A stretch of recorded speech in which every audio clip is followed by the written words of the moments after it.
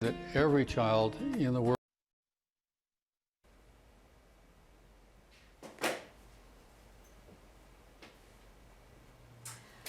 Hi. Hi, and welcome to Fabfit TV. I'm your host, Kim Barnes-Jefferson, and I am a lifestyle engineer, and I help women develop the courage so they can live a life that's free of rules and doubts, so they can live a life of balance, peace, and harmony.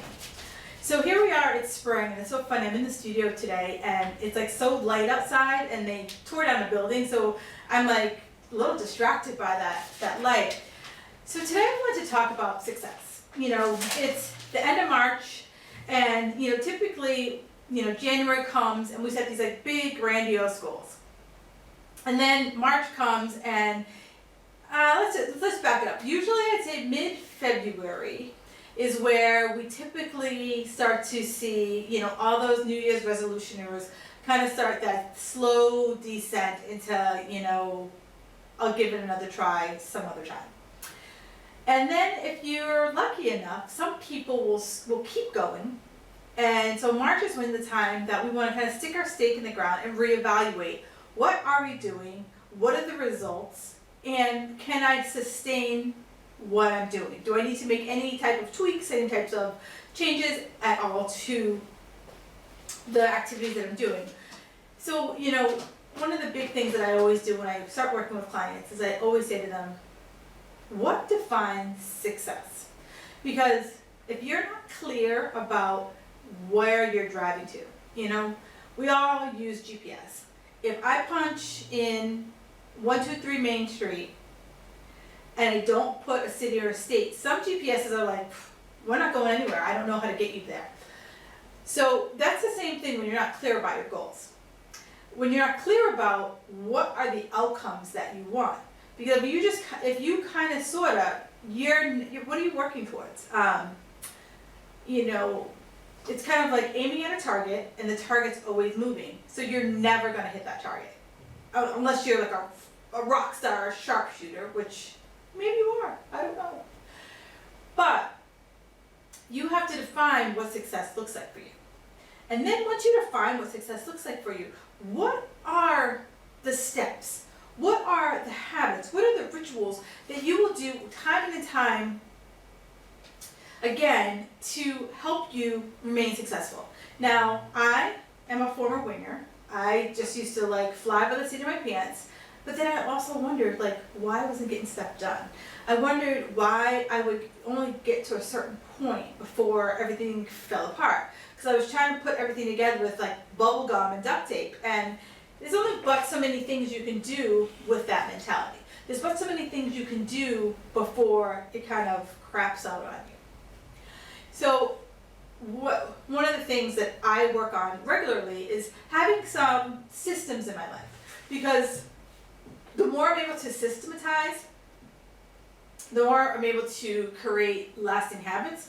The more I'm able to create lasting habits, the more I'm able to create success. The more success I'm able to create, the more I'm like, I got it going on, and I want to continue doing that. So today's all about how do you create these successful habits, successful rituals, and I'm going to give you a bunch of stuff. And I don't want you to think oh my God, I have to take these rapid notes and I got to do everything on this list. No. What I want you to think about is what can I start right now? Because I know that when I first started systematizing my life, when you go from a place of chaos where I was to a place of a little less chaos, a little more organization, it's not this flip the switch and it just happens. One of the things I had to do was pick something that was easy for me. Something that didn't take me an awful lot of time. Because if it took a lot of time, I wasn't going to do it. And I know for you is that you want to start to see success.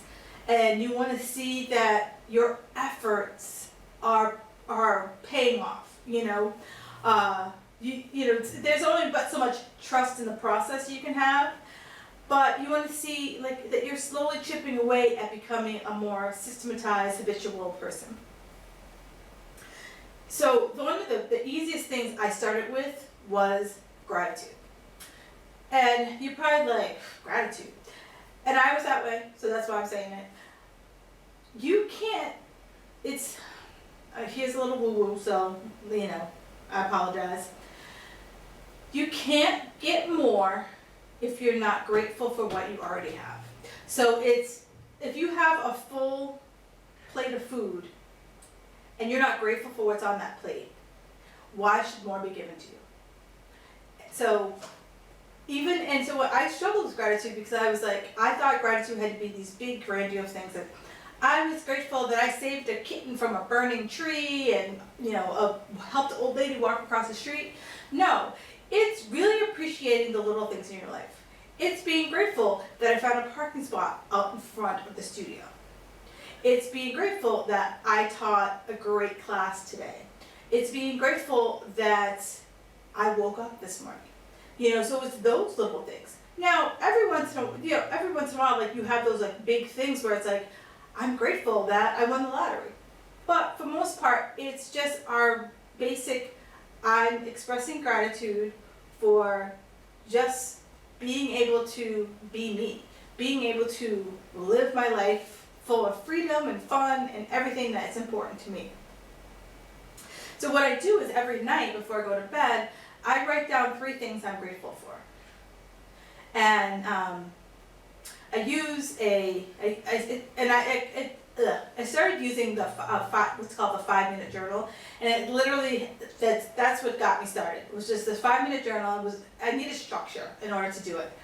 So it's a 5-minute journal. You could buy it on Amazon. I'll put the link in the show notes, and it's really simple and easy to just do that every night. It takes 5 minutes, and we all have 5 minutes before we go to bed.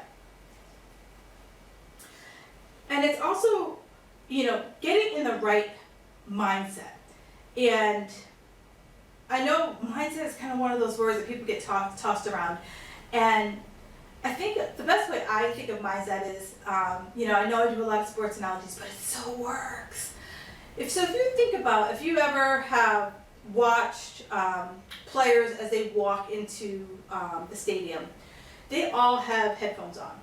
And they all have their own set of playlists that get them so pumped up and hyped. I want you to think about a song that, like, whenever you hear it, you're like, you can't help but like move, you can't help but sing the song and feel amazing after you listen to that song. So one of the things I do that when I feel like my energy is just like crashing and burning, I listen to music. Or if I'm about to, get on a call with a client and I need to be in a great mindset, I'll go to YouTube and I will listen to motivational videos.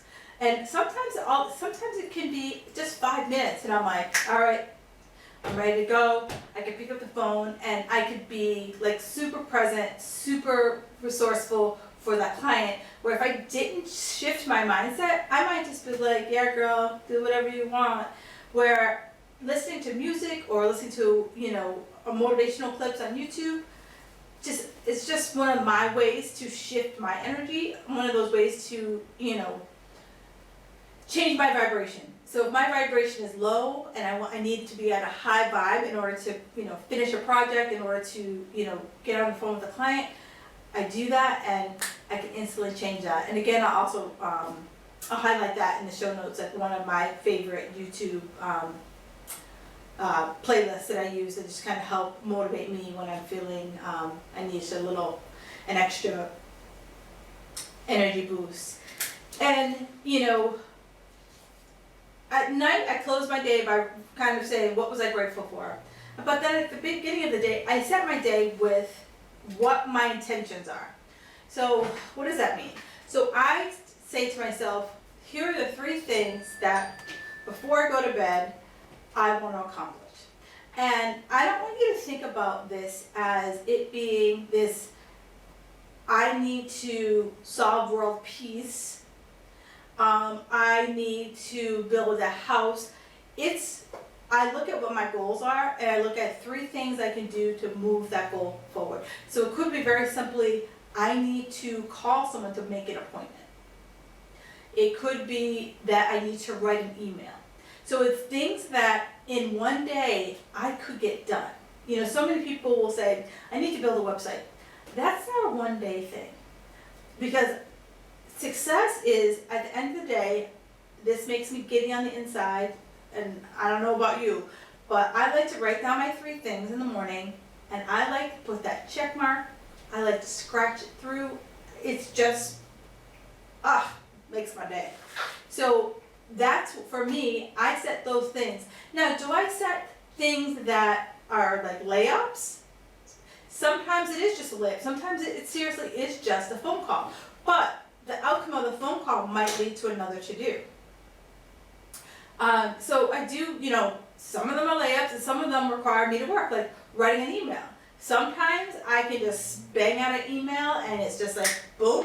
Sometimes I sit there and the cursor blinks at me and nothing comes. So it's, the yin and the yang of setting those goals. But every day I set 3. And I found that 3 was doable. Because when I just wrote down everything I needed to do, and I tried to do it all, I felt like a failure every day. I would look at the list and be like, what the heck did I do all day?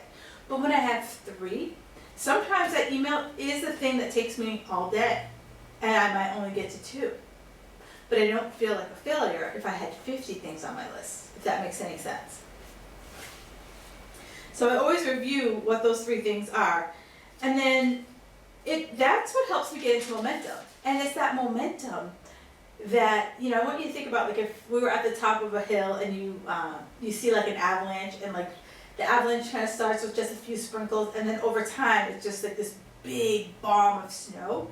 That's how I feel as I'm like funneling myself down to my goal, where it's like, I know all of the stuff that I want to get done, but I know that if I break it down into these little baby steps, I will actually get stuff done. I'll actually take more action. I'll be inspired to take more action because I'm looking at, the litany of things that I need to do in order to achieve that goal. And I'm looking at the big list and I'm like, yeah, I'm getting some stuff done, crossing off that list. I have a giant whiteboard in my office, and I, at the beginning of any project, I sit down and I write down everything that I will need to do for that project. And then I look in that list in the morning and I say, okay, what are my 3 things? What are my 3 things? What are my 3 things? And that's just like I said, I love seeing that check mark. I love seeing that cross through. It just makes my heart sing. One of the other things I do is before I go to bed, I ask myself some questions. And so I ask myself, where am I going to focus my energy? And I talk about there are 6 big rocks when it comes to your health. And so one of them is sleep, one of them is food, one of them is exercise, one of them is stress, one of them is recovery, and one of them is mindset. And so those are the big things that I focus on. So I always say to myself, I always kind of gauge, where am I falling short on? Am I not sleeping enough? Am I not eating the right things? Am I not working out? And I always want to make sure that I'm focused on the rock that I'm not, that I feel like, if I had a scale of like 1 to 5, and if 5 being a rock star and 1 being like not so much, I want to focus on that one rock that I feel like I'm not so much. So right now my 1 is sleep. I've been burning the candle a little bit at both ends, and so I've been really, over the last week, been very vigilant about my bedtime. I know, I'm a grown woman and I have a bedtime, yep. I had to go back to my 5-year-old self where, my mom told me I need to be in bed by a certain time, and I'm honoring that commitment. And it's, I find myself not doing, I look at like what I'm doing. I'm not curing cancer. I am not brokering peace. I'm doing stupid stuff that can wait till the morning. And so I've been really focused on putting myself to bed, putting myself to bed, putting myself to bed. The other thing I've been really, when you work for yourself, it's really easy for things to blend in. So I've been really focused on setting work hours. And so I find that when if you talk to successful people, they will tell you that, they're not workaholics. They have set work times. They work from this time to this time. And so I've been very focused on setting those work hours and then making sure that I stay within those work hours. And, this is also in that 5-minute journal that I talked about. But one of the things that I always ask myself is, what went well today? What could I have done better? And what lessons did I learn? Now, here is not the invitation to beat the crap out of yourself. This is the invitation for reflection. This is the invitation to say, okay, so if I were to say, what went well today? And I would be like, okay, I didn't want to get up and work out, but I got up and worked out.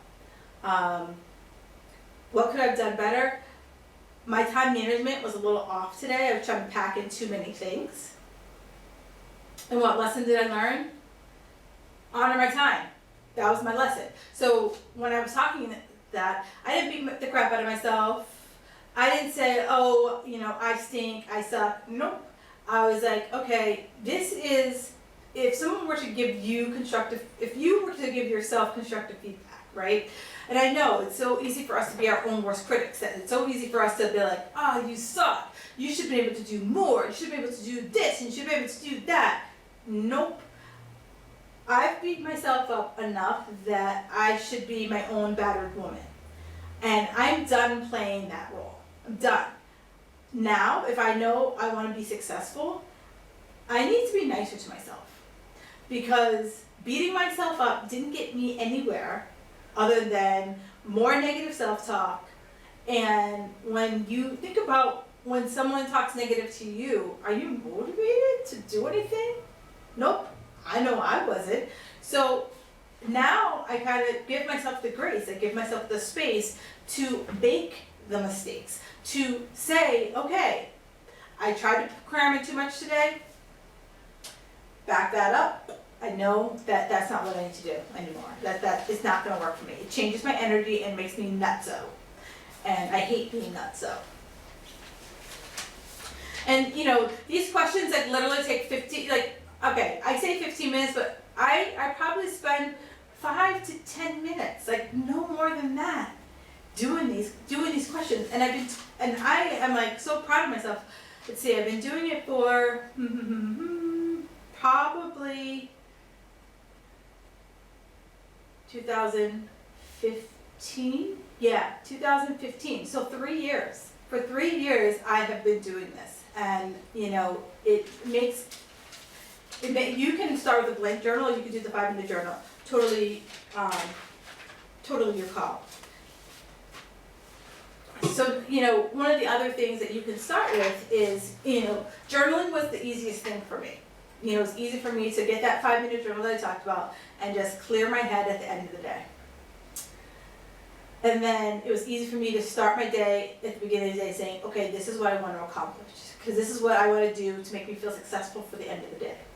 And so I bookended my success of, this is how I'm going to start my day, this is how I end my day, and that helped me really free a lot of the cuckoo that was going on inside of my brain. Other things that you could do, if writing isn't your thing, and trust me, I'm surprised how I took to writing, because I didn't think that writing would be my thing, but I adore it. I love it. My husband will come into the bedroom while I'm doing it, and he's like, journal time, and I'm like, yep, journal time. And he just is honored. He just respects it. He just knows that that's what I do. So one of the other things is you can color. Color in a book, take a bath, throw in some essential oils, some awesome bath salts, and just melt the day away. Netflix and chill. Meditation, I talked about that sleep routine. So maybe it's, one of the things I started doing was reading books for pleasure. I'm reading a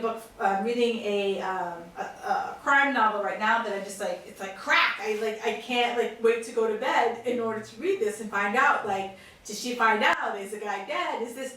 And, think about things like that take you out of the day-to-day grind, because trust me, I was in a grind for a really long time. And life shouldn't be a grind at all. It shouldn't be a grind at all. So I have some more success tips. So if you want some more of these success tips, just go to my website and you can find it there. You can find me at fabfitsquad.com. If you go under show notes and you could find this show, it'll be up in the next 24 hours. You can find this show and then you can see all the other tips that I've put together for success.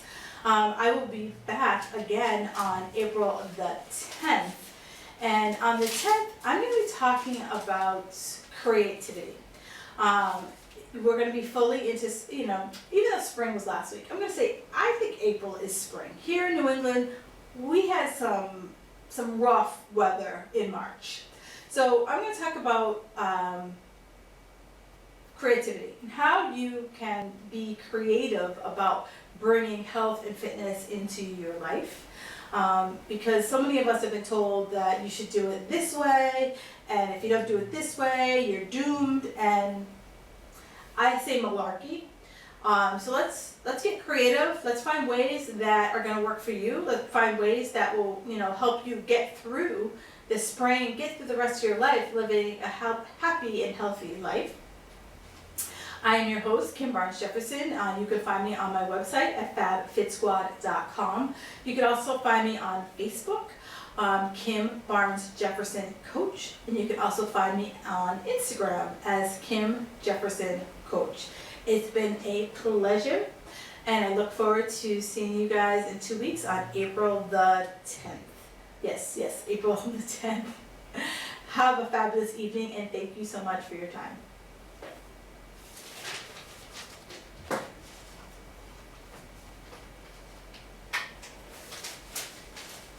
Valorar las propuestas y qué le interesa a la población. Me parece que conocer y qué cosas van a llevar a la práctica de las cosas. Yo ponía ese ejemplo, lo mencioné suelto al calor del debate, el tema del matrimonio entre personas del mismo sexo. La postura histórica del PAN ha sido oponerse, la del PRD defenderlo, la de Morena de muchos integrantes. Algo que ya está definido por la Suprema Corte, ¿estamos de acuerdo? Está definido de que sí. Ya claro, escuchamos a Miquel discriminación. Pero hay una posición en contra del PAN, de tradición. Pues al menos nadie la ha abanderado, nadie del PAN ha salido a decir, a ver, yo vuelvo a reiterar que estoy en contra. Estuvieron en contra. Estuvieron en contra. Yo tuve la oportunidad de ser presidenta de la Asamblea Legislativa y desde entonces el PAN siempre asumió posiciones en contra de los derechos de las minorías. Pero yo estoy de acuerdo con lo que dice Miguel Ángel, que es el fondo del tema. El fondo del tema es que la gobernabilidad, insisto, de los gobiernos ya no se pueden pensar a sí mismos, como ocurre en otros países que son sistemas parlamentarios, sin pensar en las alianzas. Y las alianzas necesariamente te hacen generar una agenda mínima de encuentros entre las diferentes posturas. Entonces, eso no debería de escandalizarnos, sino es ser parte de la realidad. Entonces, efectivamente, como lo dices tú muy bien, lo importante ahora es ver cuáles son las agendas por las que va a votar el ciudadano. Y yo diría que ahí entramos a un tema que tú comentabas, Ricardo, que es el tema de las candidaturas independientes. Yo estoy totalmente de acuerdo en las candidaturas independientes. Me parece que es un tema de democracia fundamental, que no se dé el monopolio de la postulación de candidatos solamente a los partidos políticos, sino que los propios ciudadanos puedan ejercer directamente su derecho a ser votados. Sin embargo, veo que hay una deficiencia en el tema de las candidaturas independientes, porque se ven como los grandes salvadores de la democracia y del interés general, que se piensan a sí mismos como que están limpios de... Son impolutos. Claro. Y me parece que ni es así, uno, ni son tan independientes algunos de ellos. Y segundo, lo más importante, me parece que más que candidaturas independientes, a lo que tenemos que arribar es a tener agendas específicas que conozcan la ciudadanía, qué agenda representa cada uno de estos candidatos independientes, porque no son las personas las que van a necesariamente a transformar este país. Estamos hablando de las agendas y del grupo de personas que te acompañan en ese esfuerzo. Porque si pensamos en las personas como sí mismas, yo recuerdo recientemente leyendo a Sabater, que decía la Sabater, que en todos los países hay personas buenas y malas. El problema es si en estos países se aplica o no la ley contra estos políticos buenos y malos. El problema que tenemos en este país La impunidad. es que no se aplica la ley y creo que por eso, insisto, ese tiene que ser el punto de partida fundamental para empezar a cambiar este país. Retomando el tema de las bases programáticas, o sea, y del pragmatismo además, que era lo que platicamos, ¿no? Yo sí creo que también la política tiene que tener límites respecto a qué tanto, hasta qué punto tú estás dispuesto a sacrificar tus ideales, tu base programática, tus principios con tal de ganar pese a todo, ¿no? Y a mí me parece que el claro ejemplo de que esos límites se han roto es en la Ciudad de México. Que un candidato, por quedarse, digámoslo así, con el sector más conservador de la ciudad, esté dispuesto a poner echar reversa no solamente a los derechos que se han conquistado en la Ciudad de México. Me refiero a Mikel Arriola, ¿no? Cuando dijo, yo me posiciono en contra del matrimonio igualitario, en contra del aborto, en contra de la adopción homoparental, de alguna forma para atraer reflectores, porque su campaña no había encendido en lo absoluto, y en segunda como una apuesta de decir, a ver, si el sector conservador está abandonado por el PAN, ahora yo voy a traerlo. ¿A qué punto un candidato puede llegar incluso a ir en contra de lo que ya se discutió en la Suprema Corte de Justicia, en contra de lo que una ciudad, la mayoría en su conjunto, ha luchado por defender, en contra incluso de la tolerancia que se debe de proponer, sobre todo en un contexto internacional tan ríspido, donde vemos que los discursos más fáciles, demagógicos, populistas, buscan jalar votos a partir de eso, de una división social en donde nos oponemos a un grupo que pueden ser migrantes, que pueden ser la diversidad sexual, con tal de atraer votos. ¿Hasta qué punto se vale ese tipo de pragmatismo? Lo que está señalando es importante, permíteme. No, adelante. Yo no sé si el INE tiene un conteo de cuántas veces alguien ha bajado las plataformas y los programas. Porque, de acuerdo a Integralia, al día de hoy ya todos sabemos que